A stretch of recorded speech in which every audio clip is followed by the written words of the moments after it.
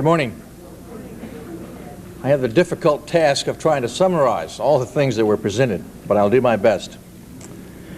After a welcoming address by Chairman Paul Rogers, Assistant Secretary of Labor, John A. Pendergrass indicated that the Occupational Safety and Health Administration is in the, quote, the final stages of preparing a proposal for permanent standards to reduce the potential for occupational exposure to bloodborne pathogens, including hepatitis B virus and human immunodeficiency virus.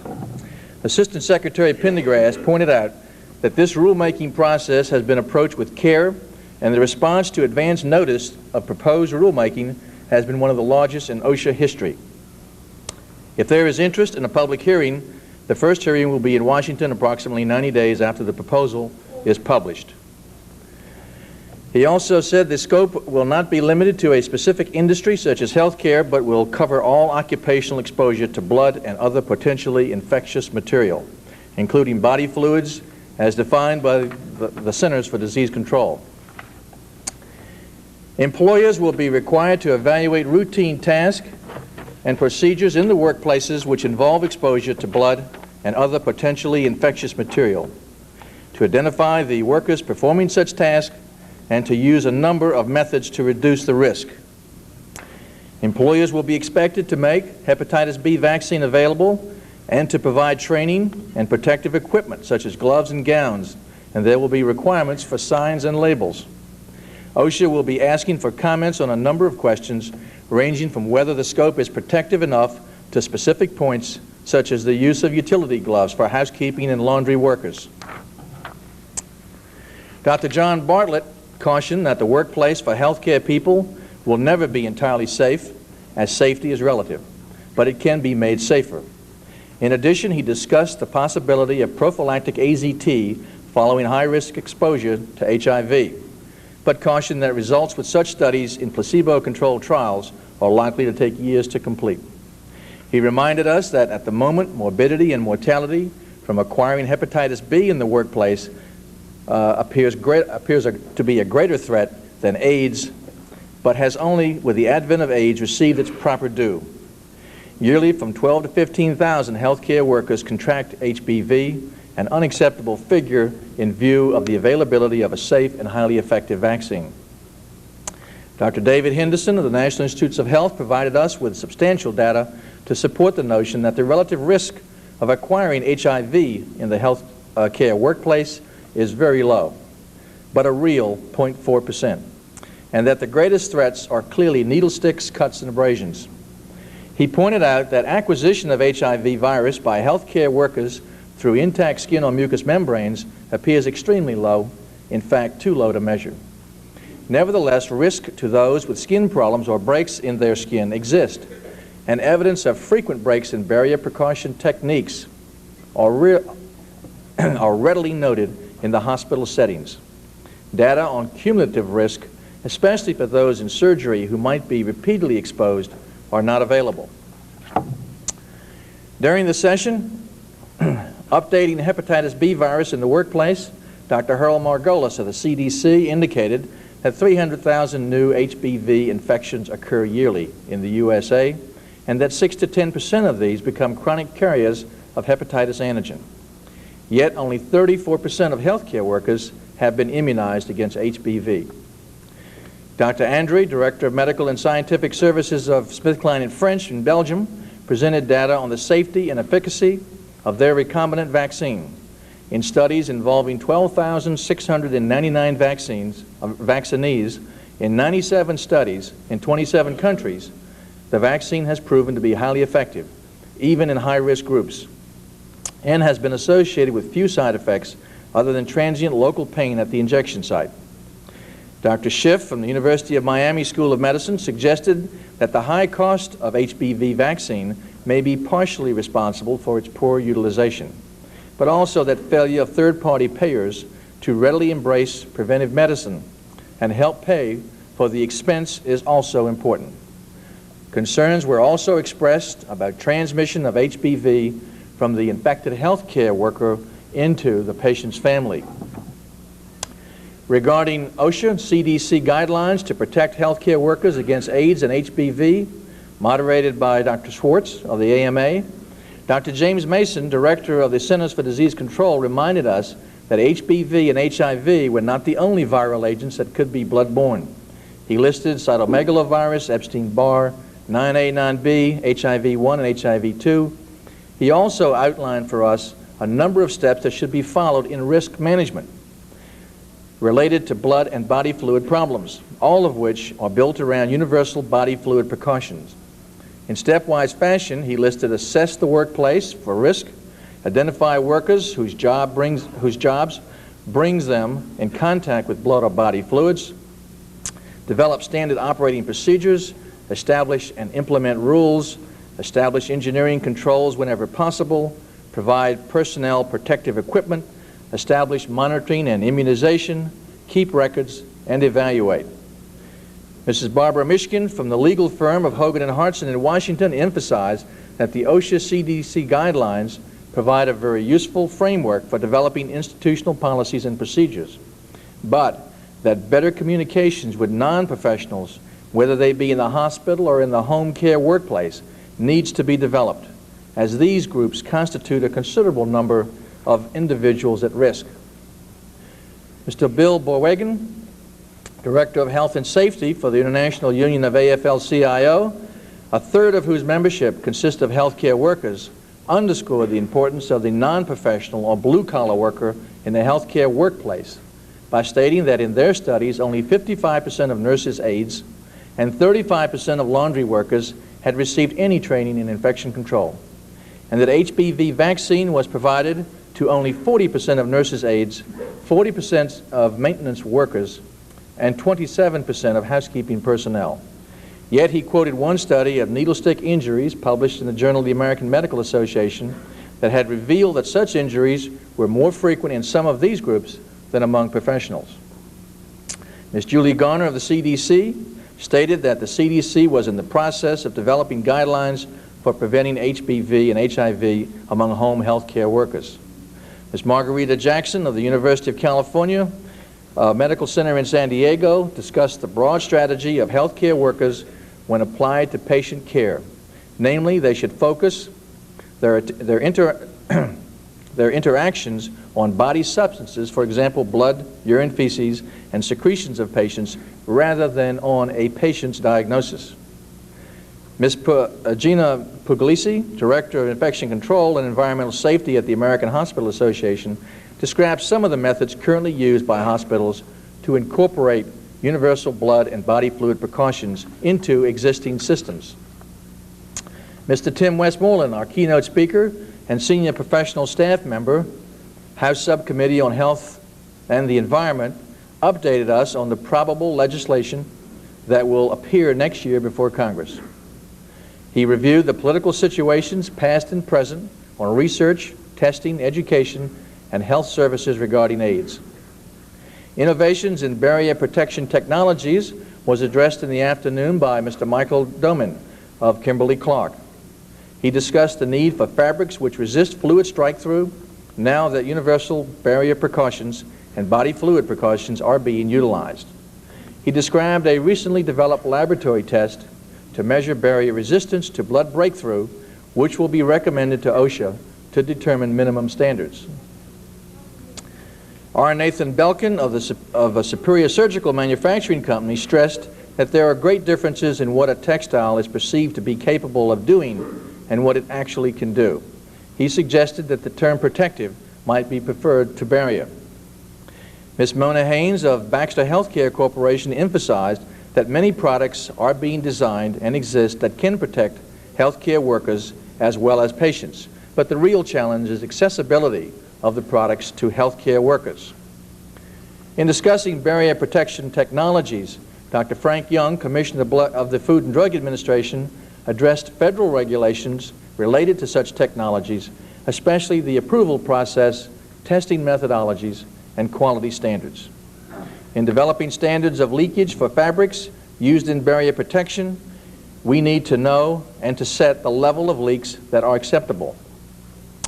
Dr. Diane Fleming of Sterling Research Group indicated that there is a critical need for every medical college to be integrated into the need for safety. We must ensure that future doctors and nurses are educated and informed as to what barrier protection really means. Mr. James Olson of Humana stated that selection of products for use in barrier precautions must be based on effectiveness of the barrier, education of its use, and cost. The first day's session was concluded with a discussion of teaching healthcare workers about protection against bloodborne diseases. Dr. Enid Needle, Assistant Director for Scientific Affairs for the American Dental Association, discussed teaching dentists about protection against bloodborne diseases. She emphasized that it was not the early education efforts that increased HBV vaccine usage among dentists, but the advent of AIDS that precipitated that use.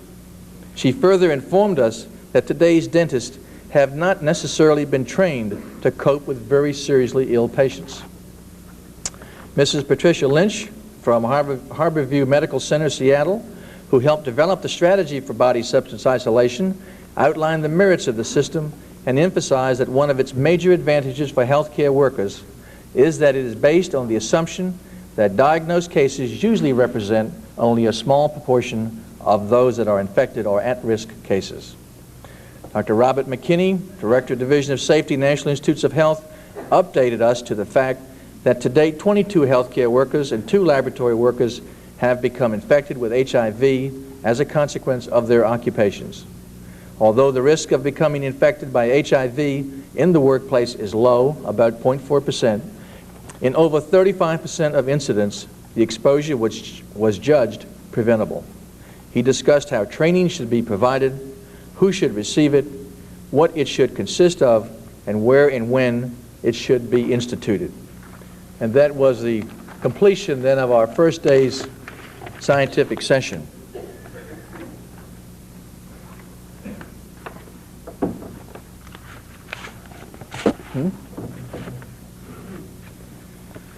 Now I'd like to remind you that we have concurrently running at this time workshop sessions for those of you who will be participating in those.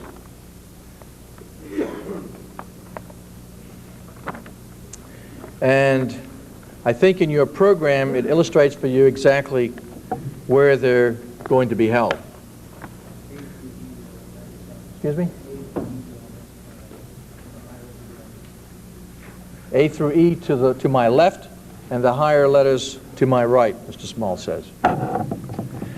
Now this morning we are indeed very fortunate to have with us Dr. Tony Fauci, or Anthony S. Fauci, who is Director of the National Institutes of Allergy and Infectious Diseases, who will update us on America's research effort in AIDS. Dr. Fauci, welcome.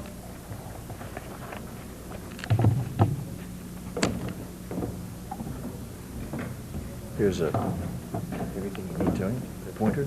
Sometimes you'll have a little trouble, maybe. I'm not going to use slides. Don't worry about it. Thank you very much. It certainly is a great pleasure to be invited to participate in this third National Forum on AIDS and Hepatitis, which is sponsored by the National Foundation for Infectious Diseases. Now, as Director of the National Institute of Allergy and Infectious Diseases of the NIH, I've had the opportunity to work closely over many years with the NFID, and I'm deeply appreciative of the dedication and leadership that they've demonstrated in support of research and education aimed at the prevention and treatment of infectious diseases. This meeting is one of the many examples of the important contributions that they've made to advance the field and develop sound, scientifically based programs and policies in critical areas of infectious disease control. Now, you've already heard a great deal about the growing problems of hepatitis B and AIDS. Both are viral diseases of epidemic proportions nationwide. Both are diseases with major implications for the scientific research, healthcare providers, and public health policymakers. Today, I'd like to focus specifically on AIDS. Indeed, within a discussion on the AIDS epidemic, so many issues arise: scientific, social, political, ethical, legal, that perhaps more than with any other disease, it has become extremely difficult to separate the diverse, competing, and sometimes even conflicting issues. From a pure infectious disease standpoint, the relatively sudden and unexpected emergence of AIDS has been a sobering reminder of the critical importance and the complexity of work in the area of infectious diseases. Now, as this century began, infectious diseases represented the leading cause of death in this country. But in recent decades, advances in medicine and public health have led to dramatic improvements in the diagnosis, treatment, and prevention of a broad spectrum of infectious diseases. This has led to a somewhat complacent, though incorrect, belief, at least in the developed world, that infectious diseases no longer represented a major threat to health and prosperity. That is, until AIDS. As the number of reported cases of AIDS continues to mount, the magnitude and severity of the problem becomes increasingly evident, and the need to develop effective strategies to prevent and control HIV infection become ever more urgent. From a scientific standpoint, progress in the understanding of this disease process has moved forward at an impressive rate. Truly rapid advances have been achieved, due in large part to the basic science research foundation which we've developed over the past few decades. Especially important have been new understandings in virology and microbiology gained from research into a broad range of infectious disease problems. Clearly, the extraordinary advances in AIDS research is perhaps the most cogent argument for continued and increased support of the fundamental and undifferentiated base of biomedical research. Now, when I was asked to give a talk on biomedical research advances in AIDS, I was at first going to go through a detailed litany of all of the advances that have been made and talk about some of the research efforts that we've had in my own laboratory and in collaborating laboratories. However, events over the last several months to a year have prompted me to want to discuss the more philosophical issues of basic and clinical research on AIDS and to focus on one particular area which has been at the center of intensive discussion and debate, and that is clinical trials and access to drugs for infection with the human immunodeficiency virus.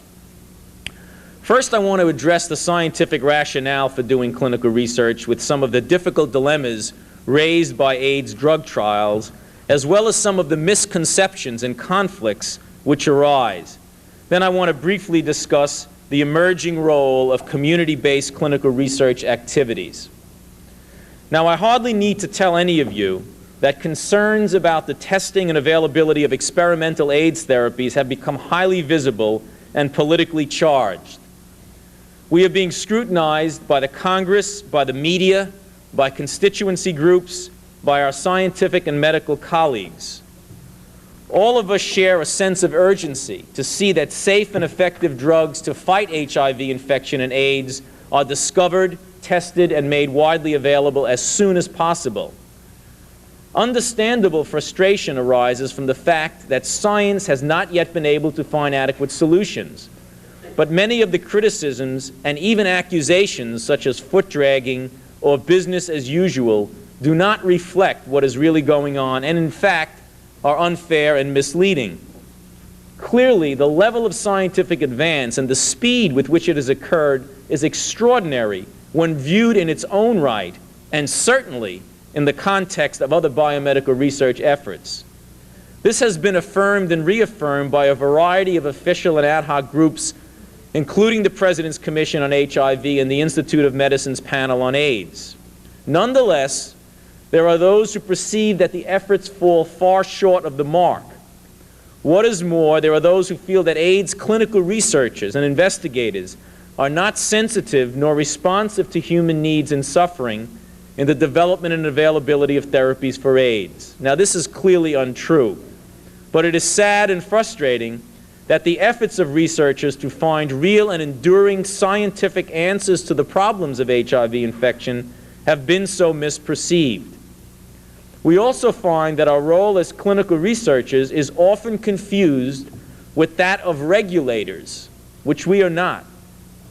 This is a critical time to try to resolve certain basic misunderstandings and failures of communication and to examine and clarify the scientific process of drug development and the rationale for clinical trials. Now, basic scientific advances are obviously essential to the process of rational development of therapeutic agents for infection with HIV. However, they may seem secondary or even irrelevant to someone who has AIDS, who is infected with HIV and is terrified of developing AIDS, or whose loved one is ill. The most important and immediate concern of these individuals is access to a potentially curative drug. This is a concern that is very valid and certainly understandable.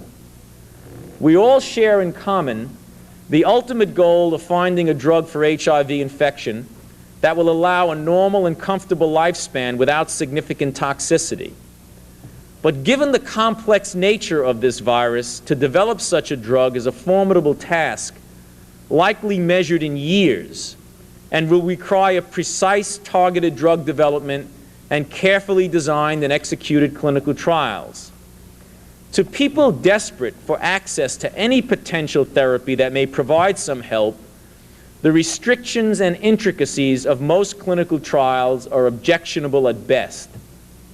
There are concerns that scientists are stubbornly adhering to experimental traditions that impede the progress to solutions, that drug protocols are too complex, they take too long to develop, and once developed, they are too restrictive in their admission criteria. Yet there are reasons both of safety and of good science for these complexities and restrictions. While it is true that many persons with AIDS are willing to assume great risks in a clinical drug trial, there is a valid and universally accepted principle in any experiment involving human subjects, and a clinical trial is indeed an experiment, to expose the absolute minimal number of individuals to the risks of the experiment. The FDA has the congressional mandate for the regulation of these trials primarily to ensure the public safety. In addition, the FDA decides if the data generated from the trials are sufficient to determine that a drug is safe and effective so that it can become licensed and made available for anyone and everyone who needs it. In this context, the roles of the investigators conducting the clinical trial and that of the FDA are often confused. It is critical to point out that even if there were no regulatory agency such as the FDA, a carefully designed and scientifically controlled clinical trial of an experimental drug would still be an absolute necessity. It is the only way to definitively determine which drug works and which does not, and which drug is safe and which is not. It is essential that the practicing physician have this information when treating patients. If a clinical trial is not designed and conducted in a manner which leads to interpretable results, then it will serve only to provide drug to the limited number of people who participated in that particular trial, and a scientifically sound decision whether or not to license the drug in question for widespread use could never be made. The more carefully defined the population participating in the clinical trial, the more likely that the study will yield clear and unambiguous results. This is particularly true in the case where the endpoints of drug efficacy are not something as dramatic as life or death, but are parameters which require very careful monitoring, or which are subject to inherent biological variation, even in the absence of drug therapy, or which are subjective in nature. In addition, certain drugs may be effective only at certain stages of disease or in certain categories of patients. These potentially important differences may not be recognized without careful attention to study design. Now, if we were able to develop a penicillin equivalent or a magic bullet for AIDS, the results would be so dramatic that they would likely be obvious regardless of how precisely that clinical trial was designed and monitored. However, it is extremely unlikely that this will be the case, and so the danger exists not only of a drug which is given to thousands of patients in an early phase trial being toxic, but the beneficial effects may not be readily apparent unless careful monitoring of laboratory parameters is undertaken. Clinical investigators and researchers must adhere to a set of scientific rules that may appear insensitive. However, past experience warns us that compromising these scientific principles may lead to two opposite but equally disastrous results. Truly effective drugs may be discarded as useless, and harmful or useless drugs may be widely used. Even worse, such drugs may be prescribed in lieu of other treatments of even more proven benefit. Now, these scientific principles and the distinction between regulation and the scientific method are difficult for all of us to comprehend. They certainly are extremely difficult for a suffering patient to understand or even care about. When you add to this the fact that gay men and certain other groups most severely affected by the AIDS epidemic have historically and shamefully been discriminated against, and their rights as individuals often disrespected, it is understandable that they may be suspicious of the efforts of scientists to tell them what is best for them. In this setting, it is also understandable that the very scientific establishment, which in good faith is trying to help, may be regarded as unfeeling and arrogant. I'm afraid that we in the biomedical research community have failed to effectively communicate the fact that as citizens and healthcare providers, we have a deep concern for AIDS patients as individual human beings, while as scientists, we also have the professional responsibility to develop safe and effective therapies for all AIDS patients, those tens of thousands who have AIDS today, as well as the over 300,000 who will have developed AIDS by 1992.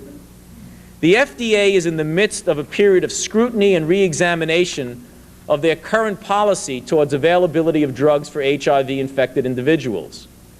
Some maintain that there should be greater flexibility in interpreting the laws regarding the availability of experimental drugs, or even that the laws which mandate this regulation should be changed. The policy of shortening the process of clinical trials and providing earlier access to experimental drugs for life-threatening diseases that have shown promise of efficacy without serious toxic side effects is now being implemented by the FDA. And this change in regulatory policy has been welcomed by the constituents, and hopefully it will in fact provide wider and earlier access to promising drugs which are safe. On this note, it is important that the current lack of appreciation of the difference between regulatory policies regarding drugs that have shown promise in clinical trials and the scientific principles involved in the design and the execution of clinical trials be corrected. The challenge for the policymakers, and scientific investigators are not the policymakers in this area, will be to achieve the difficult balance between the rigorous demands of the scientific method involved in conducting a proper clinical trial and the rights of patients suffering from life-threatening diseases to gain access to potentially effective new therapies at the earliest feasible time. For our part, we as scientists and investigators must continue to pursue the ultimate goal of developing safe and effective therapies for HIV infection in the most scientifically sound and expeditious manner possible. Ultimately, this will prove to be the most sensitive and humane approach. Now, having said that, what can we do to combine scientific excellence with wider accessibility to clinical trials? I've spoken often about our desire to find ways to provide wider access to clinical trials for those in need within a framework where scientifically sound questions can be studied and useful information obtained. Much enthusiasm has been expressed by community physicians and their patients for greater participation in clinical research. Clearly, there is a need for greater access to clinical trials of investigational drugs by a broad spectrum of the infected population. To date, minorities, women, children, those with problems of IV drug abuse and others have been generally underrepresented in clinical trials. This has not been an intentional exclusion, but rather a reflection of the fact that most clinical research activities are carried out at major academic medical centers, whereas most patients with HIV infection are cared for in the community setting by non-academically affiliated providers. The National Institute of Allergy and Infectious Diseases will be initiating imminently what we are calling the Community Program for Clinical Research on AIDS. We envision this as a national program intended to broaden the base of our clinical research efforts. We want to include greater participation by community physicians and patients in both the design and the implementation of AIDS-related research projects. It is hoped that these research efforts will be innovative and responsive to community needs while also meeting the criteria for sound scientific research. In developing this program, we've been trying to gather as much information as possible about community needs and capabilities. We've organized a series of informal discussions and small meetings with interested parties all over the country, and we've had discussions and received encouragements to proceed in a number of other settings, including congressional hearings, hearings from the President's Commission on HIV, and in constituency group meetings. Indeed, just yesterday my staff and I briefed congressional staffers about the program, and today we are publishing our announcement of our attempt to issue an RFC for the program. Our commitment is firm, and we have seed money to launch the program, but clearly much more will be needed. Administratively, structurally, and scientifically, the program is now being shaped, and as currently envisioned, the initial goal will be to establish a number of pilot projects which test various models of conducting clinical research within the community setting.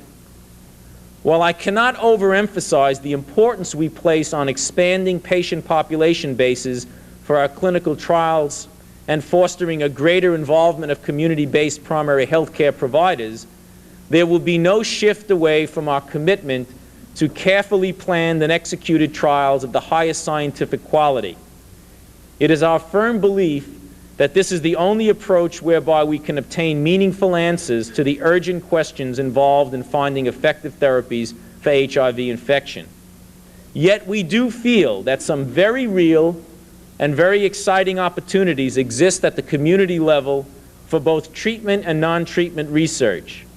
These would include clinical trials for both treatment of new therapies, but may also include surveillance of ongoing research with some of the many therapies which are currently being used anyway on an ad hoc basis at the community level. We also want to improve the links between the NIH, academia, and community health care providers and the individuals they serve in order to ensure the rapid transfer of emerging information and technology from the research establishment to the community. We're extremely enthusiastic about this community program for research on AIDS, and we're going to be working very closely with the academic medical center-based AIDS clinical trial group of our institute so that we can develop a coherent and effective strategy in our conception and implementation of this program. Now, in a similar vein, we are also absolutely committed to ensuring that those most affected by the HIV epidemic can obtain access to appropriate trials and that we learn more about and address their particular needs. We are very concerned about the disproportionate representation of blacks and Hispanics among people with AIDS in the clinical trial program. While blacks make up only 12% of the U.S. population, more than twice that number, 26% of all cases have been diagnosed in black. And many while Hispanics make up only 7 to 8% of the United States population, they constitute 15% of the cases of AIDS. Together, this represents close to 40% of the total U.S. cases of AIDS. It is also notable that the AIDS rate for black military recruits is 7 times higher than that for whites. A phenomenon with serious implications for the future course of the AIDS epidemic in this country is the projected spread of AIDS among IV drug users. This carries especially important implications for the minority urban community as well as for heterosexual transmission of AIDS. The growing problem of pediatric AIDS is reflected here as well, since the majority of women with AIDS have been either IV drug abusers or were sexual partners of IV drug abusers. Sadly, many of these women can in turn transmit the virus to their infants during gestation or birth. And again, the tragic impact of this is felt disproportionately within the minority community. As we move forward in our efforts to combat AIDS, we are terribly concerned about improving access and recruitment of minority populations into our clinical trials, as well as increasing the participation of minority institutions and minority professionals in these AIDS research activities. Now, we've barely begun to grapple with many important aspects of HIV infection and AIDS. As scientists, physicians, and as citizens of this country, we have faced crises before, but in many ways, AIDS is really different and more complex. Scientifically, the problems posed by AIDS are certainly extraordinarily complex, as is the nature of the virus that causes the disease. But more broadly speaking, HIV infection and AIDS raises fundamental, very difficult questions concerning the relationship between scientific research and society at large, the responsibilities of physicians to their patients, and the basic rights of both infected and uninfected individuals. The emergence of AIDS has exposed many deficiencies throughout our social, biomedical, and healthcare systems. Both the tragedy and the ultimate hope of the AIDS crisis is that it is forcing all of us, citizens, patients, healthcare providers, scientists, scholars, and policymakers alike, to face squarely many pressing issues with far-reaching implications, not just for AIDS, but for other areas of health and disease as well. To this end, we in the academic community and in groups supportive of basic and clinical biomedical research, such as the National Foundation for Infectious Diseases, are in a historically unique position to make a major positive impact on the lives of millions of people throughout the world, now and for the future. I am confident that the challenges of HIV infection and AIDS will be met, and I appreciate your participation in the effort. Thank you.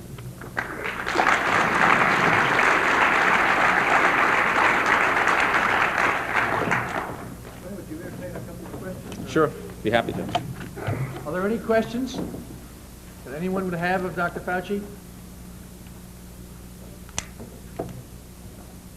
My name is Linda White. I'm representing the American College of Physicians from Philadelphia.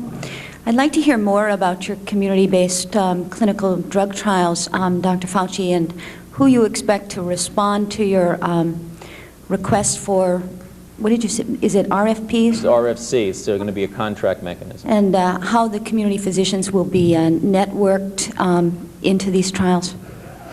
Well, those are a lot of questions. It'll take a while to answer, but let me briefly outline it for you. Over the past several months, we have met very intensively with community physicians and groups of community physicians who are already involved in their own attempts at doing drug trials. We envision organizations of community physicians throughout the country who are currently caring for AIDS patients and in fact are monitoring to a greater or lesser degree a variety of drugs in use in the community. We want to extend ourselves out to them and make available to them as part of our network of clinical trials protocols that would in fact be able to be implemented at the community level. Clearly, you're not going to ask community physicians to be able to monitor certain things that are only available technologically at major medical centers. On the other hand, we are getting information about the kinds of things that are going on in the community so that we can use them actually to gain scientific information. So it's going to be essentially clinical protocols, peer-reviewed, IRB approved, etc., that will be used instead of a major medical center out into the community. And there are an enormous number of community physicians out there, many of whom we've met with, who are excited about and capable of doing varying levels of clinical research. Any other questions? Thank you very much. Again.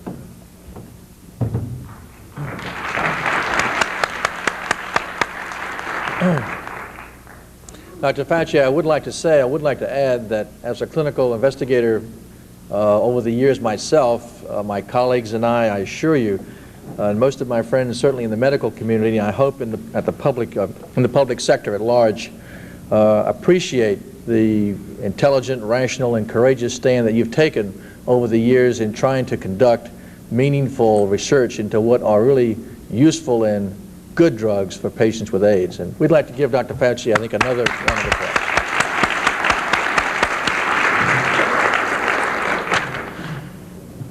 For our next speaker, Dr. Maurice Hilleman, Director of the Merck Institute for Therapeutic Research, West Point, Pennsylvania, will discuss with us vaccine development and testing, a global review of AIDS and hepatitis B. Dr. Hilleman?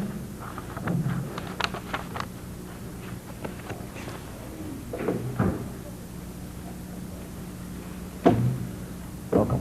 Good morning. Here's the, here, and at times if you're going to use slides, they may not show up too well because of the lighting necessary for television.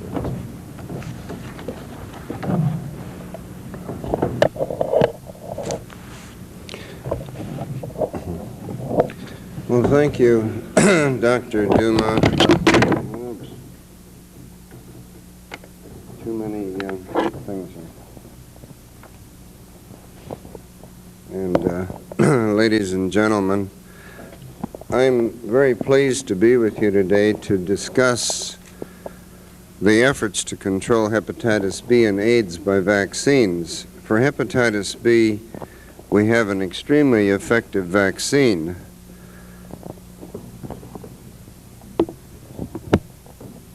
But for AIDS, we are only groping, to learn whether a vaccine is even feasible at the present time. In terms of its medical importance, and could we have the first slide?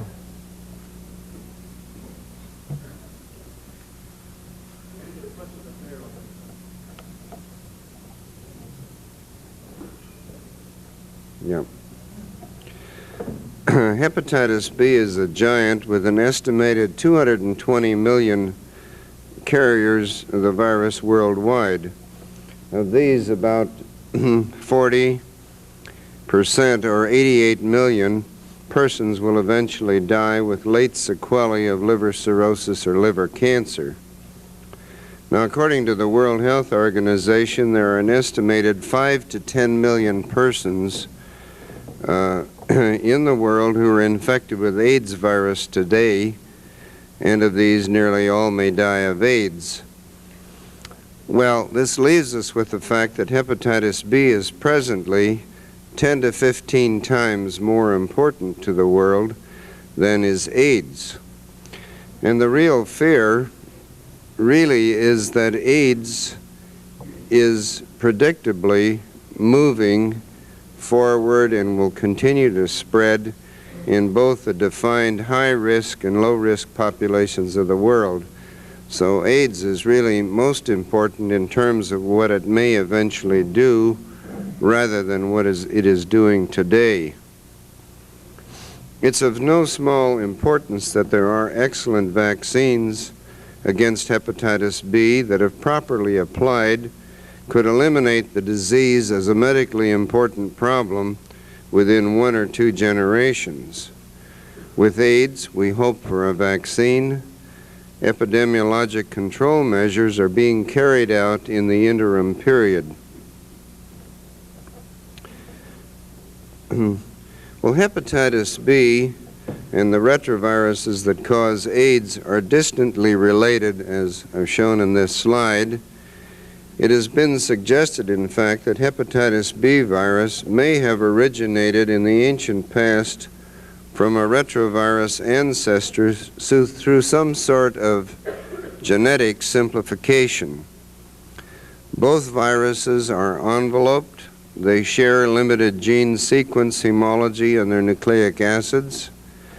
They both uniquely produce a reverse transcriptase that permits reverse transcription of the nucleic acid from RNA to DNA, but hepatitis B virus packages DNA in the virion, and AIDS packages RNA. Both are transmitted by blood, sex, and transplacental infection of the fetus. Hepatitis B virus travels between cells only as free virus, while AIDS and other retroviruses uniquely travel between both cells, both as free virus and within infected cells. Transmission by infected cells greatly reduces the chance for vaccine solutions. Hepatitis B virus infects mainly the liver and the pancreas, while AIDS virus infects many different organs, including the immune system and the brain. Most fortunately, hepatitis B virus has an unchanging antigenic form, while AIDS virus presents a moving target with many different antigenic faces and with constant antigenic change. Well, the original impediment to preparing a hepatitis B vaccine was a failure of the virus to grow in cells and culture, and hence there was no source of antigen from which to make a vaccine. The door to a vaccine was opened by the serendipitous application of an unlikely discovery. The breakthrough was in 1965 when it was found that certain patients who are carriers of hepatitis B infection circulate significant quantities of this hepatitis B surface antigen in their blood. This antigen is also the external coat of the virus particle and can stimulate antibodies that neutralize hepatitis B virus on contact and protect against the disease. Work toward a vaccine was initiated in our labs in 1968 in the face of a near-zero database, but there was a logic that purified surface antigen could be rendered safe and immunogenic and could protect. Surpassing what seemed to be an array of technical improbabilities, antigen was purified, treated to render it non-infectious, and an immunogenic vaccine was developed. It was first licensed in 1981 and has been given to millions of persons worldwide. Now, the vaccine has been exemplary for its safety, its efficacy, and in providing lasting immunity based on the use of a substance that can be manufactured by a controllable process. The preparation has been heralded as the first vaccine against human cancer. The vaccine has special merit since giving it to infants born to carrier mothers can effectively break the very destructive chain of mother-to-infant transmission and is largely responsible for perpetuating hepatitis B worldwide. Well, a second-generation hepatitis B vaccine that is made in yeast is a product of the new age of molecular biology. The desire to make vaccine by recombinant technology was born of three concerns. First, the limited supply of human carrier plasma. Second, a slow and tedious process for manufacture. And unfounded but nagging fears that maybe human blood products would not be safe. In a collaborative research venture with our laboratories, Valenzuela et al. Developed a plasmid vector for carrying hepatitis B antigen information to yeast cells. The S segment, shown in there green, of nucleic acid that encodes for the viral surface antigen was excised from the viral DNA and was inserted into a ring structure or a plasmid vector. When transfected into yeast, this plasmid faithfully encodes for the production of the 226 amino acid polypeptide of the surface antigen.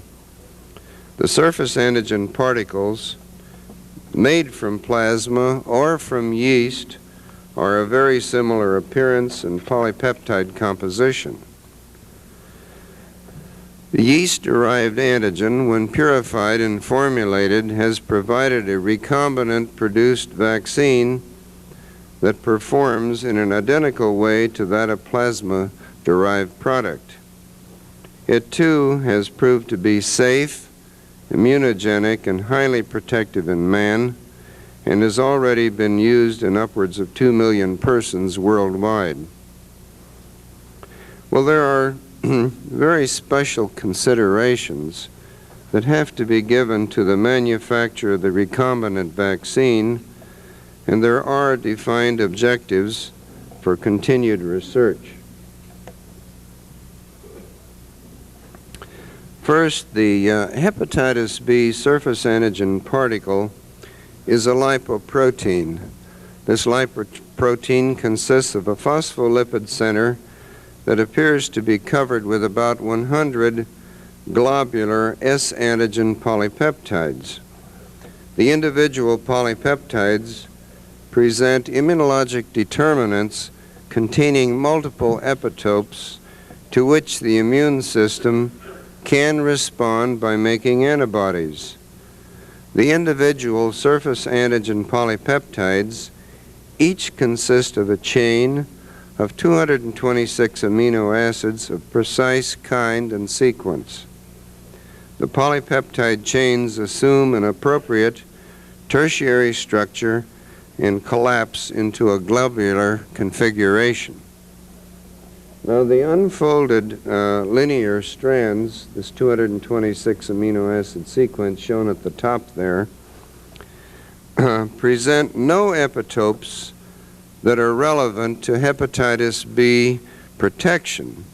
They only become hepatitis B antigen when they are folded into a vaccine particle in which there is extensive disulfide linking.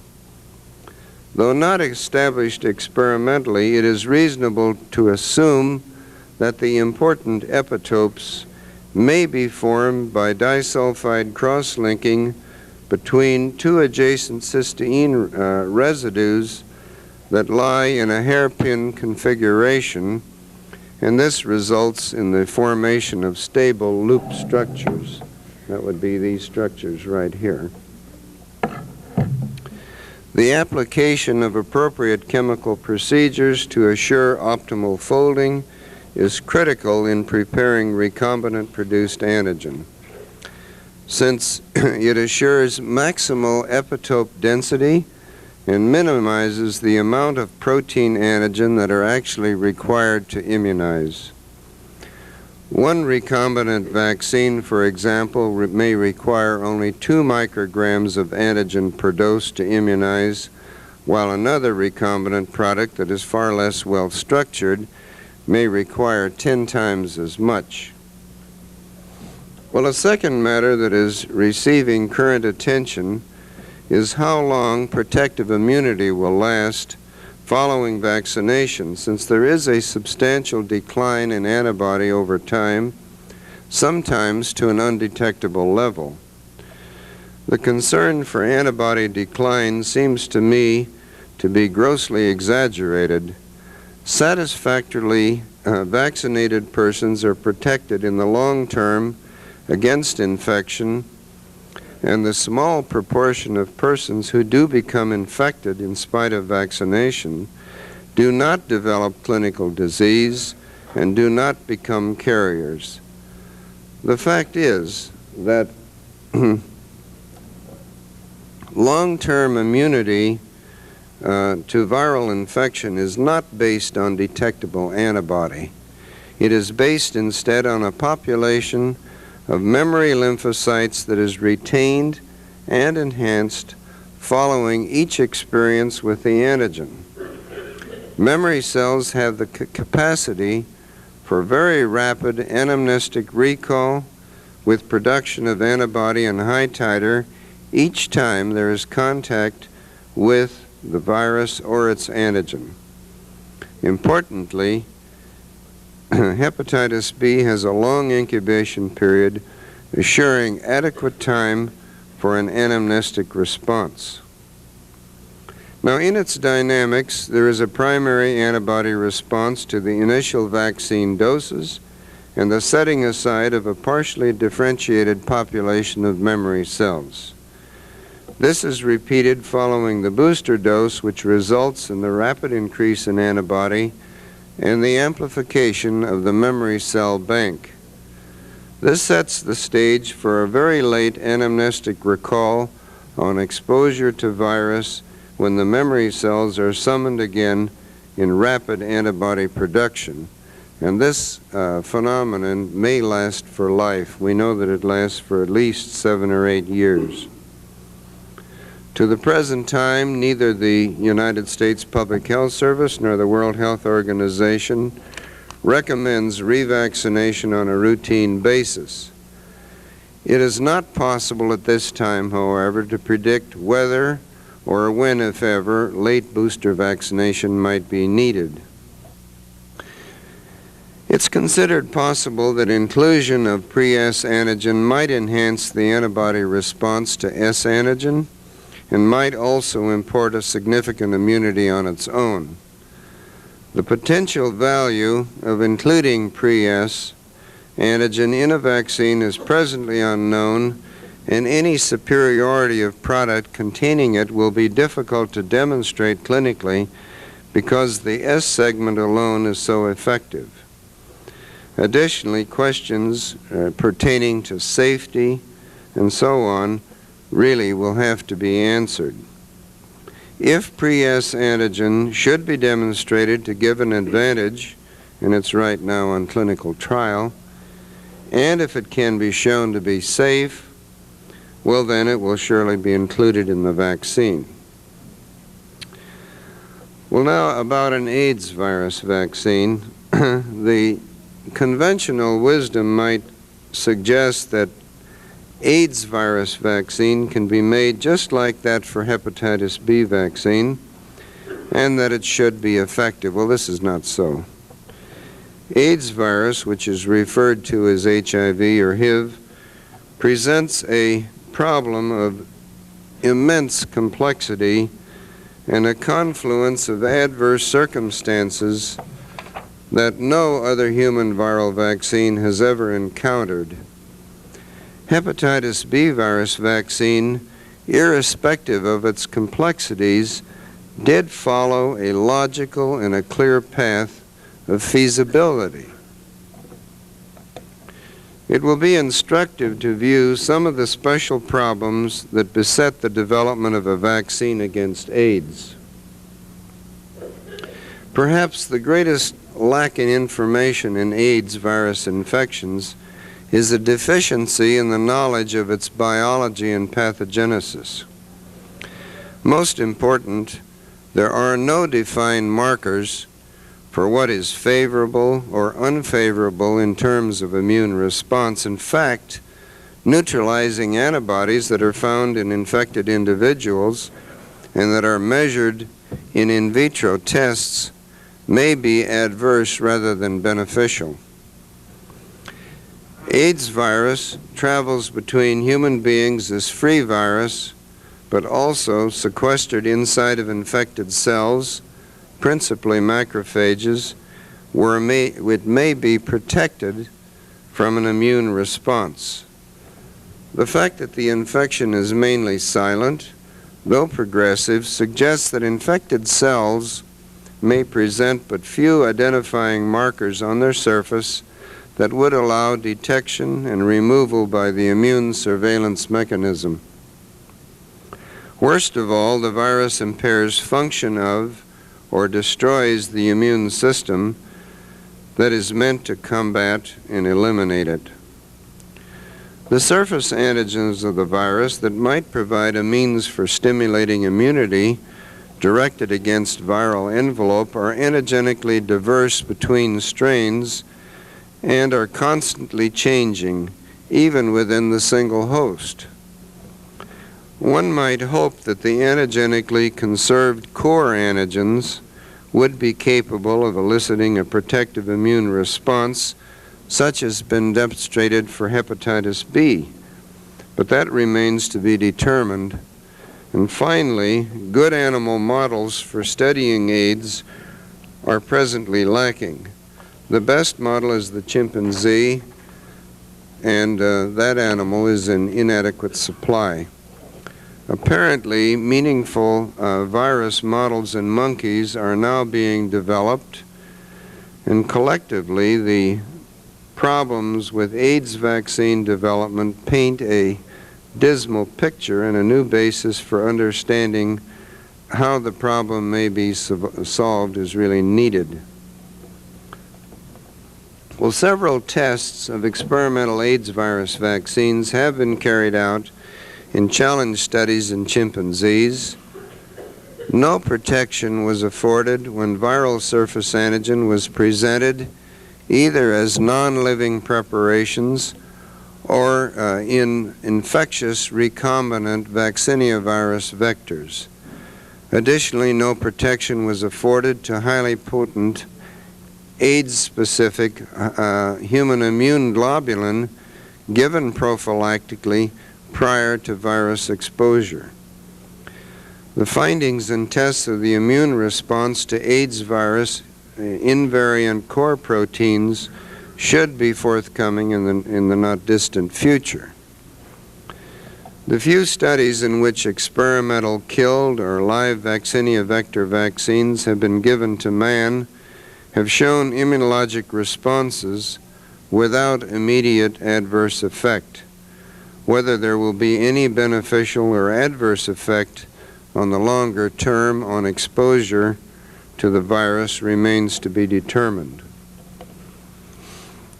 Well, the testing of any experimental AIDS virus vaccine in man imposes risks for safety, especially when carried out in normal human subjects who may be exposed to the virus at a later time. These safety hazards may include such well-known phenomena as immune enhancement of the disease, inappropriate immune responses causing Arthus-like reactions, such as has been described for measles virus vaccine, killed measles, or a theoretical adverse idiotypic antibody response if it mimics viral ligands and is able to bind to cell receptors and mediate autoimmune type responses. Well, these problems impose special concern for the ethics in human experimentation and prompt the growing consensus that vaccines, to be considered for human testing, must have been shown to be both safe and protective in preclinical tests in virus challenge studies in animals prior to use in man. Amid all the confusion, it is clear that there must be an extension of knowledge of the biology and the pathogenesis of AIDS virus infection. In my judgment, the principal flaw in AIDS immunity is an evident lack of an effective mechanism for detection and clearance of virus-infected cells.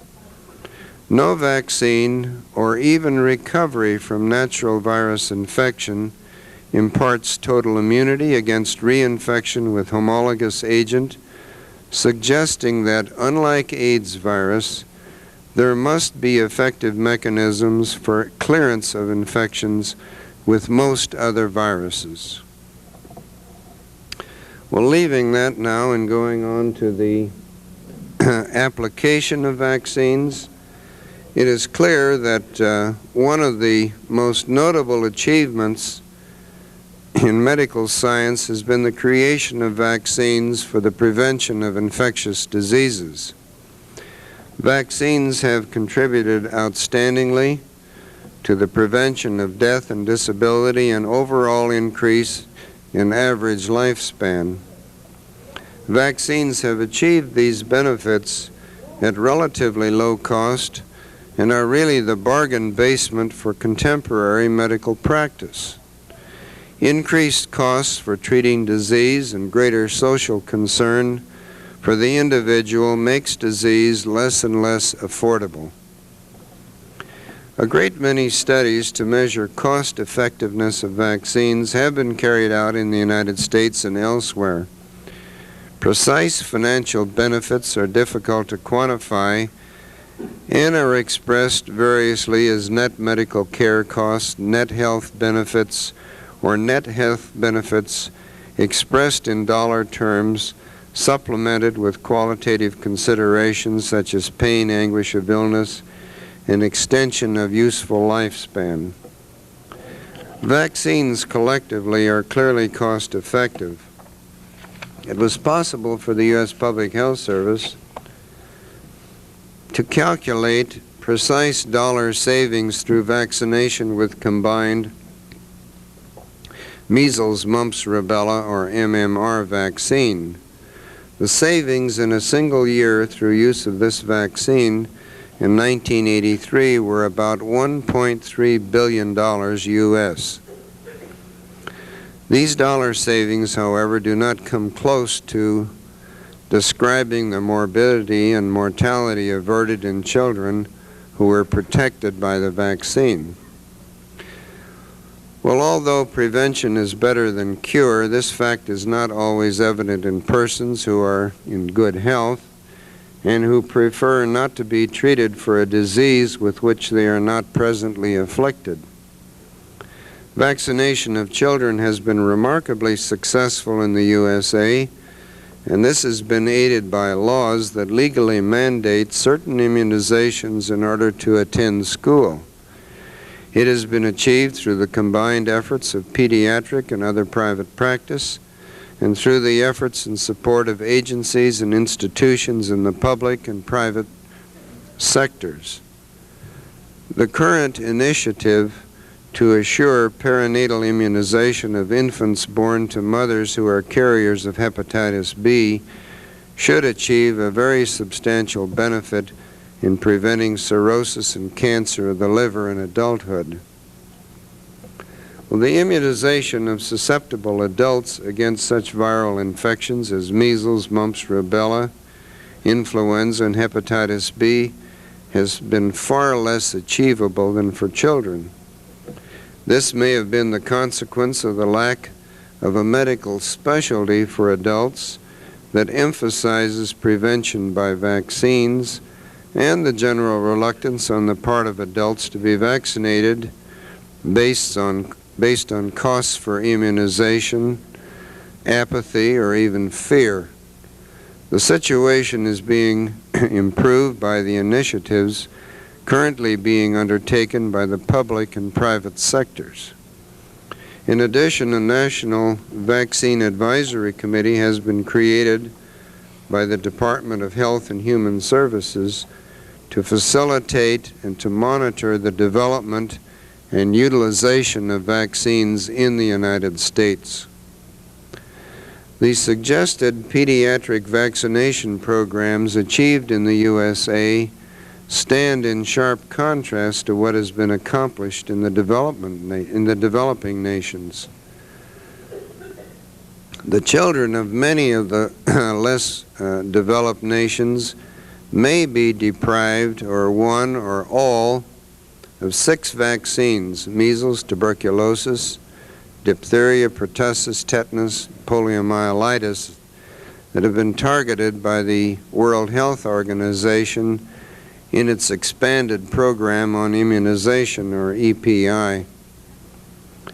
Though progress toward the immunization goal has been spectacular in some countries, there are still 2 million deaths each year from measles, and there are 250 cases annually of poliomyelitis worldwide.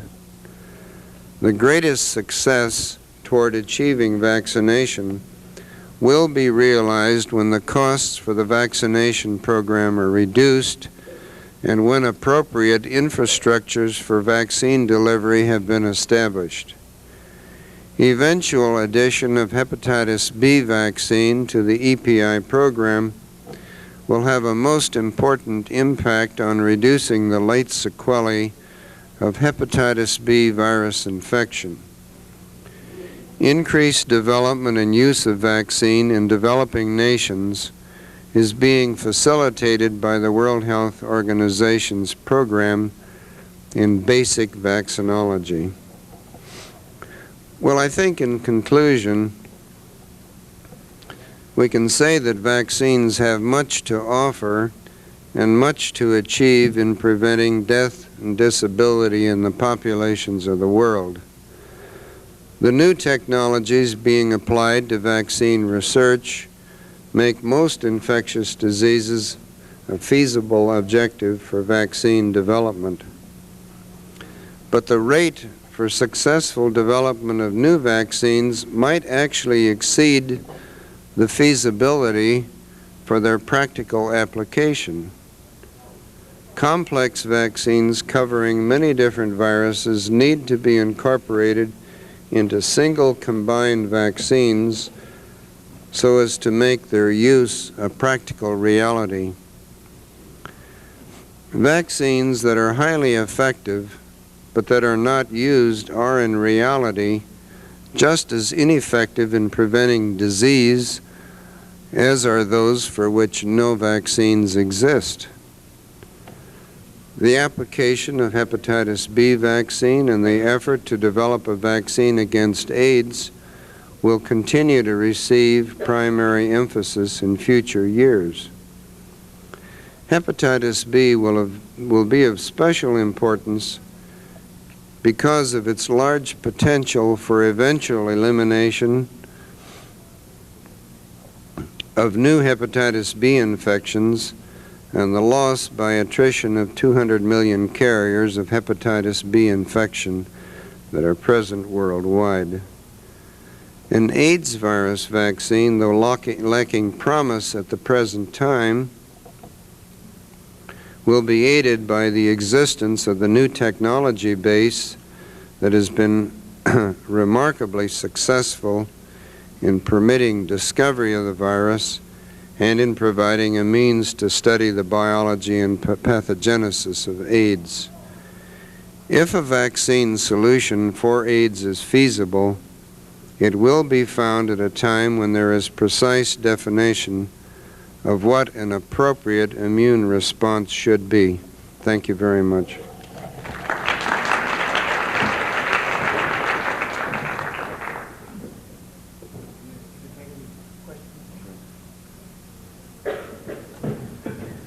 Any questions for Dr. Hillerman?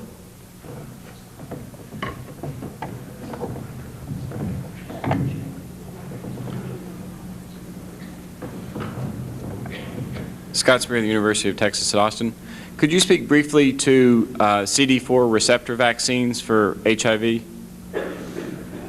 Well, CD4 receptor vaccines, I think really they're not vaccines. They're being used as therapeutics. The virus of HIV attaches to T4 cells and to other cells by a receptor which is called CD4. Now, if one solubilizes those CD4 receptors, produces them synthetically, they should theoretically bind to virus and prevent its attachment and infection of cells. But whether or not that will work, of course, is under investigation at the present time. There is the problem that if you give this stuff in the inappropriate form, and I don't know how to make it appropriate, you may get antibody against CD4, and the antibody then would react with the T4 cell and destroy its effectiveness. Carol Bates from Beth Israel Hospital. Question about hepatitis B vaccine. As you know, there are several studies documenting waning of antibody levels following previously protective levels from vaccination. And as a consequence, many authors suggest booster vaccinations. It's currently our practice to check antibody levels following a high-risk exposure and to vaccinate in the setting of a non-protective antibody level. Is that unnecessary given the anamnestic response you described? Well, you know, it's the old story. If you have access to a refined scientific technology, why not use it? In the routine application, I think the memory cell absolutely works. There is only one case that I know of in which a successfully vaccinated person, when later exposed to the virus, did have a very transient viremia, but no carrier state. So that in the general sense, this system works, but in the individual case, to relieve anxiety and so on, why not?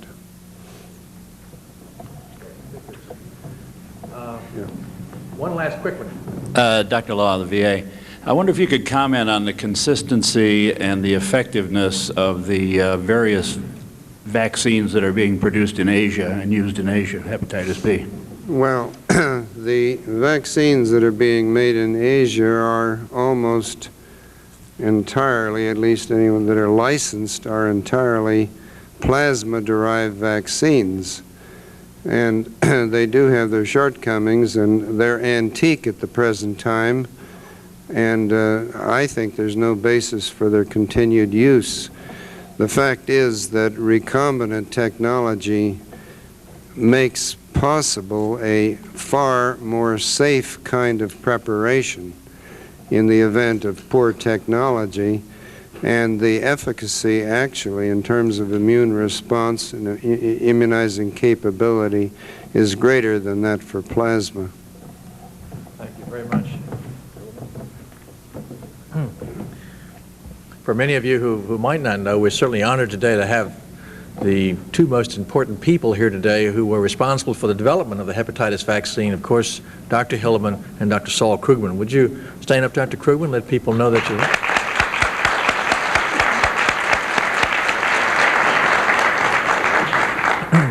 Our next speaker, Dr. Martin Rosenberg, Vice President of Biopharmaceutical Research and Development, SmithKline and Beckman Corporation of Philadelphia, will discuss with us AIDS research and testing.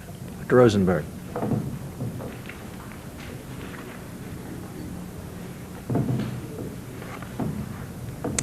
Here's start your own slides and point. Okay. Yep, thank you. Well, I think we'll all agree that there is an urgent need for new therapeutic agents effective against HIV infection and AIDS. In fact, Dr. Fauci earlier this morning discussed the importance of the clinical trials and the clinical programs that are needed to properly test the safety and efficacy of new potential drug therapies. But where, in fact, will these new drug therapies come from? I guarantee, I promise, in fact, that no matter how well designed a clinical trial, the clinical trial can only reflect the worth of the drug being put into that trial. And what I'd like to do today is discuss some of the research strategies and approaches which are being used to discover the new agents that will go forth into these types of trials. Now, Dr. Fauci mentioned that the way these new strategies have been brought forth to us is really by courtesy of the basic research community, which has in fact over the last 6 to 7 years discovered the basic biology of the HIV life cycle. And it's been the knowledge at the molecular level of beginning to understand how the HIV infects and lives and promotes itself in its development in cells that in fact provides us with the targets that we need to develop these strategies. On the first slide,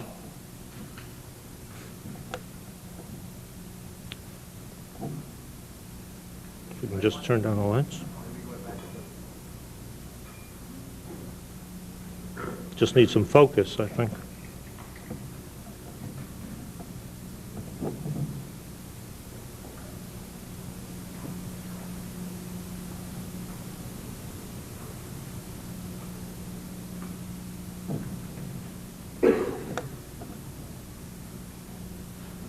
Have the first slide?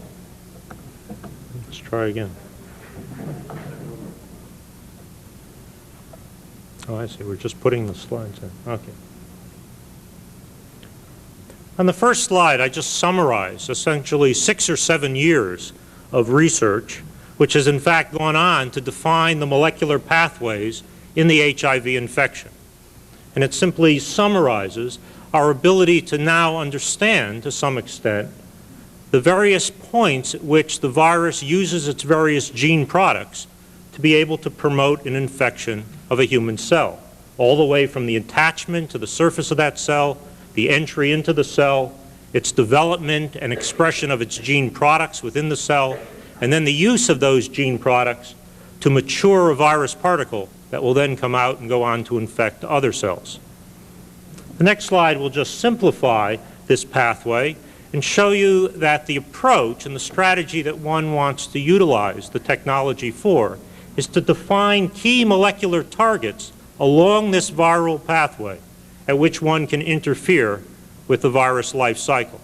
And the key to these targets, 4 of them shown here, one being the receptor at which the virus uses to enter the cell, a second, the reverse transcriptase, which the virus uses to replicate, and in fact, the reverse transcriptase, already a target for the one approved drug that we have for AIDS therapy today, AZT.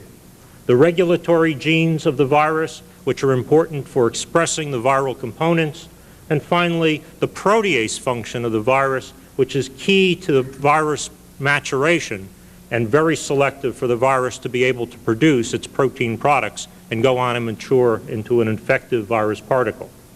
These 4 molecular targets are among many which can be chosen to affect strategies to interfere with specific points in the life cycle. The key to them is that they are unique to the virus, and the key to them is that they afford one the ability to selectively interfere with the virus at the point of a single particular gene product that the virus uses to move on.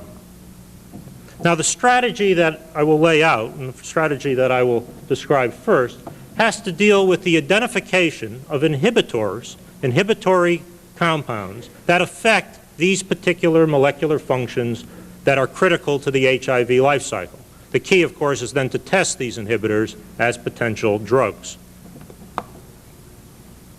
Now, the strategy involves being able to obtain enough of that particular key target molecule to be able to do the basic research necessary to define those inhibitory agents. What I show here is the ability to be able to obtain the gene product, express that product using recombinant technologies, and purify and characterize enough of that material to use 2 basic strategies to identify inhibitors. These strategies, one involving simply screening technologies based on the mechanism of that particular gene product, and the second strategy, a rational design strategy, where one actually attempts to, through mechanistic study, try to invent inhibitors of that particular molecule. Let me take you through the 2 strategies. In terms of mechanism-based screening, what one does is use the particular gene product to develop an assay. That assay, a simple biochemical assay, allows one to do high-throughput screening of drug substances. Those substances can be from natural products or from chemical banks, and the key here is to be able to identify an active pharmacophore, simply a molecule that gives you a hook, a lead structure that you know will inhibit that particular biochemical pathway of the virus. That then allows the medicinal chemists to analog around that particular compound, and each of those compounds can then be assessed for efficacy. So that mode of drug development involves a screening mode, fortuitous screening. The second mode to identify an inhibitor is to be able to understand enough about the gene product to actually elucidate mechanism, the mechanism that the virus utilizes that particular product for moving from one stage in its life cycle to the next. And again, knowing that mechanism, that affords us the ability to potentially design an antagonist, produce that antagonist, and then again analog around that antagonist and assess efficacy of those molecules. Now, what I'd like to do is take you through an example, in fact, that came up in question before, of using the receptor that this virus, in fact, utilizes for its infection through the use of these 2 strategies. Now, that receptor, the T4 receptor, is utilized by the virus to to absorb to, bind to, and absorb to human cells, the cells that it infects. Now, what's key to that is that that receptor for the virus, in fact, is required for all known modes of transmission of the virus in spread of the disease. And that is that the infection that's mediated by virus binding occurs between the viral envelope, the so-called GP120 envelope protein of the virus, binding to that CD4 receptor. Not only does free virus enter cells this way, but in fact virus also moves cell-to-cell spread using this same mechanism. And that is a virus-infected cell that is expressing envelope materials on its surface can then fuse to a CD4 positive human cell, an uninfected cell, and spread the virus through the cell-to-cell mediated transfer. More recently, it's also been noted that even free viral envelope that may be free in the serum may in fact bind to human CD4 uninfected cells, and in binding, simply in binding and being recognized by the immune system, target that cell for killing, leading to the depletion of CD4 positive cells. Hence, all mechanisms of known viral killing of cells and viral infection are mediated between the ability of the virus and its envelope, the GP120 envelope protein, to recognize this CD4 receptor molecule.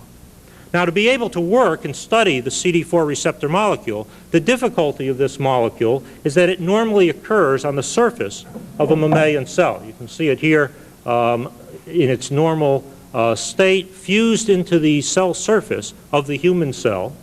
And to be able to work with this molecule in the test tube and use the strategies that we've developed, what one had to do was one had to create what we call a soluble form of this molecule. And that is, at the genetic level, be able to eliminate the information, the genetic information, which allowed that molecule to pass through the membrane of the cell and in fact hold or fuse that molecule to the cell surface membrane. By eliminating that genetic information, one could then produce that molecule in a secreted external form being produced from mammalian cell systems, again through the use of all recombinant technologies. Now, shown schematically here, what that simply means is that rather than the cell placing that molecule on the cell surface, as occurs in our normal human cells, what we now have is a recombinant cell that in fact spits that material out into the media outside of that cell, allowing one to collect it because that material is no longer cell associated. Now, a year ago, one would be able to collect, and we strove very hard to collect literally tens of micrograms of this type of material for study. And in the last year, the technologies have increased such that we can now achieve this types of materials at the tens of grams level, so that we have tens of grams of purified human CD4 receptor for which to study and develop inhibitors of this type of reaction. Now, how does that happen? One of the key rational approaches to this type of technology has been the question as to whether this soluble form of the receptor would actually allow one to prevent virus binding and hence virus infection of various human CD4 positive cells. The idea being that in the presence of a soluble form of the receptor, the virus simply wouldn't be able to bind and infect further human CD4 positive cells. What I've brought is just a couple of pieces of data which shows, in fact, that this not only occurs, but occurs with incredible effectivity. The ability of this molecule to both inhibit virus binding and to inhibit infection is quite dramatic. At literally microgram per mil concentrations or at nanomolar abilities, this molecule reduces, for example, shown here, viral infection by orders of magnitude. About 4 to 5 orders of magnitude effects on infection by simply having this soluble form of the T4 receptor available. Now, a lot of basic research has gone into, in fact, studying by rational design the properties of this soluble form of the molecule. What we find is that the molecule, by all criteria, is an exact mimic of the human CD4 receptor as it occurs on the cell surface. In other words, it looks like self. It's no different than our own human CD4 receptors, simply in a soluble form. It binds to the viral coat protein. That's what you need it to do, and you need it to do it with high affinity. It blocks virus infection of all CD4 positive human cells. It's been shown to be just as effective at blocking infection of lymphocytes and monocytes, two of the known key cells that the virus targets. It works against all HIV isolates, another key, a key that has not been effective, of course, for the antibody responses, which in fact tend to be only selective for particular virus isolates that the antibody response is made against. Here we have a reagent that works against every viral isolate that's been looked at. And most importantly, that besides blocking virus, this molecule will also block the cell-to-cell mediated transmission of the virus because it blocks the fusion of an infected cell with an uninfected cell in the presence of this agent. And it is the properties of this molecule and the development of that rational strategy which makes this particular molecule itself, by rational design strategy, a potential therapeutic agent for AIDS, ARC, and progression from asymptomatic infection. That molecule is now in various forms, in various stages of preclinical and clinical testing throughout the country.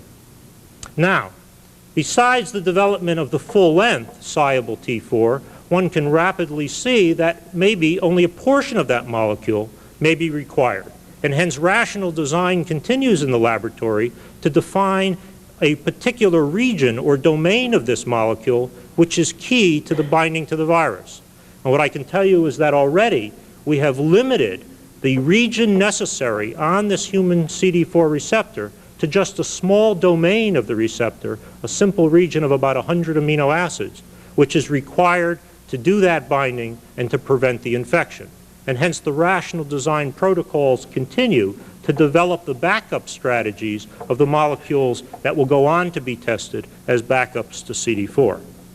Now, I indicated that there were two strategies for developing inhibitors, one being this rational design approach, the second, the receptor-based screening approach. And again, I want to emphasize that these screens and the use of the recombinant technologies to develop these screens is quite important.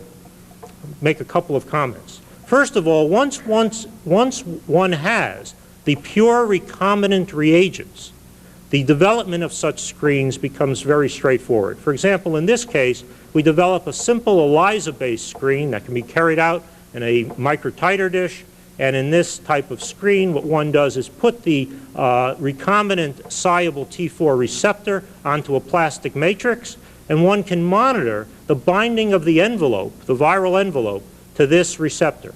Hence, simply a very simple receptor-ligand-based receptor assay, which doesn't use virus. There's no need to grow virus. There's no reason to expose lab workers to virus. It's all done with recombinant products, hence separated from the virus.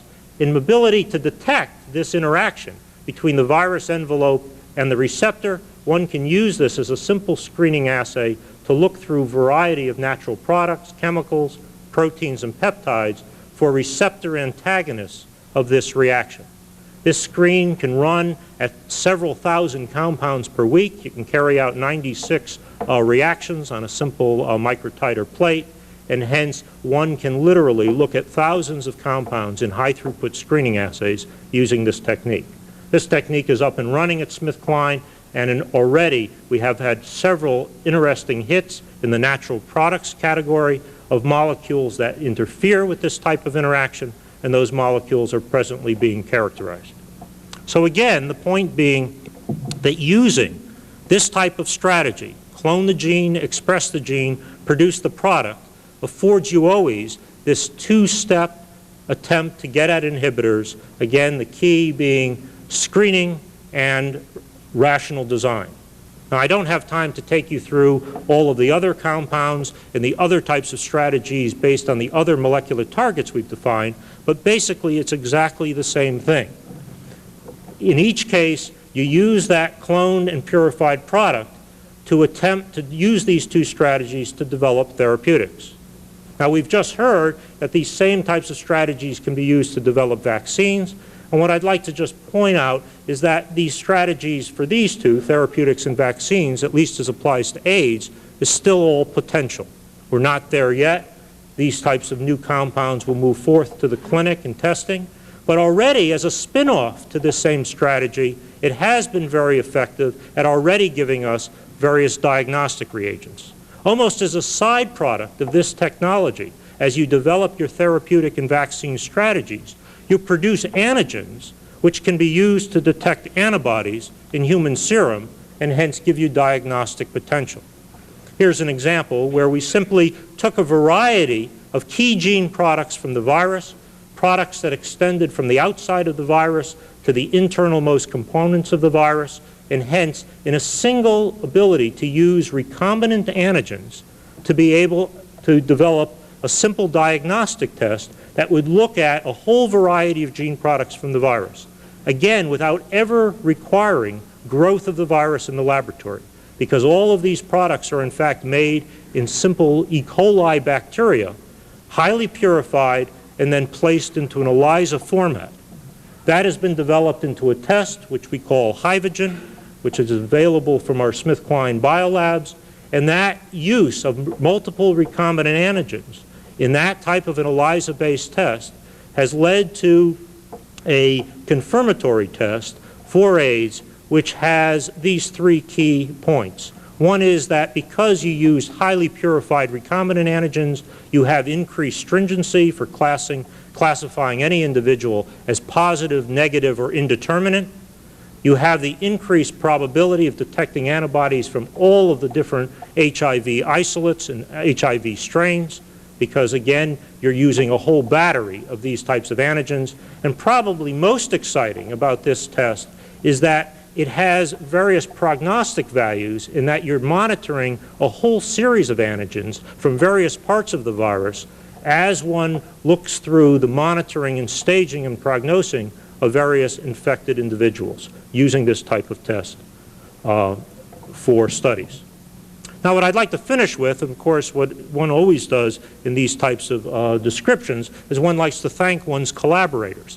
And I think more than just thank my collaborators, I think I'd like to use this time to point out the fact that all of this type of research and development, whether it's going on at SmithKline or anywhere else in the industry, takes use of the fact, and probably unprecedented fact, that one uses a whole variety of academic and government collaborators to bring forth this type of research into the development of compounds that can be taken to the clinic. And again, if it wasn't for this ability to merge industry, government, and academia, I don't think we'd be anywhere near as far along of moving the types of compounds we've discovered closer and closer to the clinic for testing. I'll stop there. Thank you.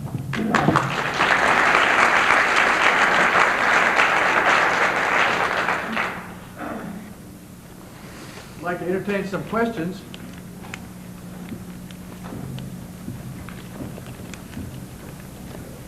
Does anyone have any questions at the moment? Dr. Rosenberg?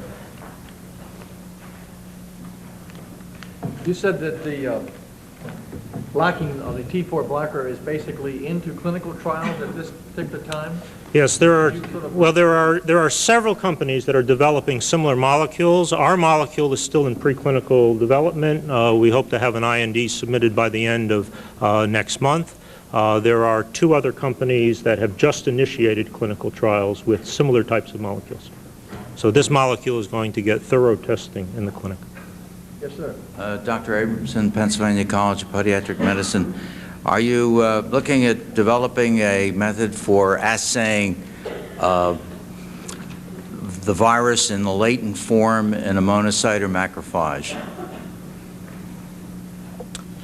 Yeah, that's a difficult problem, of course. Once the virus is latent, you're dealing with a single copy in the genome. And probably the best test for doing that to date is a qualitative test called PCR technology developed by the CETUS Corporation, which allows one to take a small population of such cells and attempt to amplify a signal that's viral specific in the genome. And it should be capable of detecting small quantities of latent virus infected in monocytes. The problem to date is it's still not clear just how many monocytes are infected, and given the number of infection or the percent infection, how many monocytes you'd have to collect to have enough of a beginning signal to even using the so-called polymerase chain reaction test to be able to amplify that signal and detect it. It's still being developed.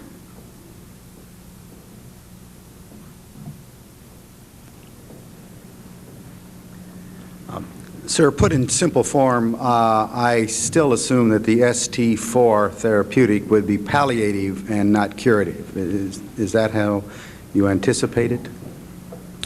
Yes, that's probably the case. The hope for cure, there's a number of hopes for this molecule. First of all, the molecule, of course, will hopefully reduce viral burden and begin to eliminate infected cells. Hence, given that the drug could be given chronically and given for long periods of time, it's a question really of how long it would take all of the latent virus to come out of latency, expose those cells as being infected, and be eliminated. So that one could imagine the greatest hope for the drug would be, with long enough chronic use, a complete elimination of all latent infection. If the drug does not allow new latency to exist by blocking all further infection by the virus. That's one hope. The other hope, one has to remember that if one can bring this drug back into the asymptomatic population, the population which has virus but is yet showing disease, we know that that process from going from infection to disease is already an 8-year process, an 8 to 10-year process. Given a drug like this, which could slow down very dramatically increased infection and transfer of virus, one might be able to turn an 8-year disease into a 16-year disease, into a 24-year disease, into an 80-year disease, and hence no disease at all. And hence, even using it as chronic therapy, one could imagine simply slowing down the whole progressive cycle of the virus, and hence eliminating one ever reaching a disease state. That is really the ultimate hope for the large numbers of asymptomatic infected people out there. Thank you very much. Thank you, Dr. Rosenberg, for articulating so clearly the planned strategies for treating HIV infections. I'd like to remind you that we'll begin again at 10:45. There's a coffee break now, and we will begin promptly on time. Thank you very much. We'll return to our presentation of the 3rd National Forum on AIDS and Hepatitis B in just a moment. Coming up, the remarks of a Deputy Assistant Secretary at the Department of Health and Human